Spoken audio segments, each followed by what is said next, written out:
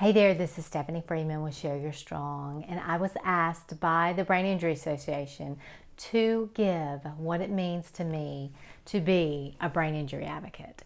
And today begins Brain Injury Awareness Month, so it is an honor to do it within this month, but it's an honor for me to do it anyway. I felt it necessary to give my story behind why I do brain injury advocacy work. And I'm going to go to June the 4th of 1993.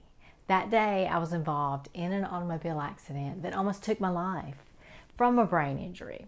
I lived 2 months of my life in a coma because of that injury, and I was not given much hope at all at ever surviving. However, I did.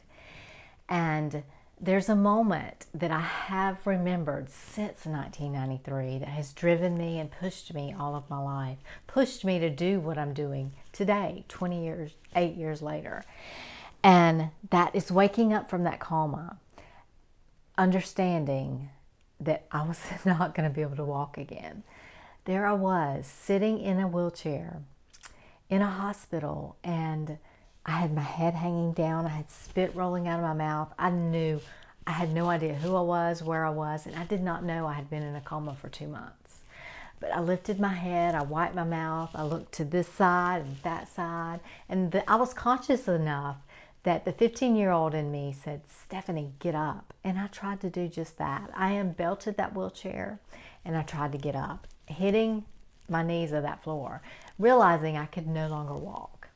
And that was a very humiliating moment for me, but it has been a very empowering moment for my life, because that day I made a decision for my life that no matter what I was hearing around me, subconsciously, and even the people around me, they were preparing my family to build ramps to bring me home in. No matter what I was hearing, that I was not going out like that. And I did not go out that way. I walked out of that hospital 2 months later.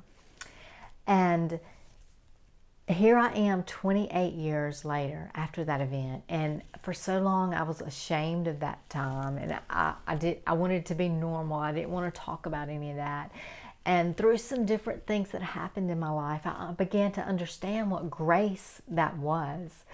And that moment has led me to do and achieve a lot of great things. But the greatest achievement I've ever made was walking out of that hospital that day on October the 8th of 1993. And it means the absolute world to me to be able to do this. It's an honor. I send everybody a whole lot of love, and I thank you for joining. Stay strong, y'all.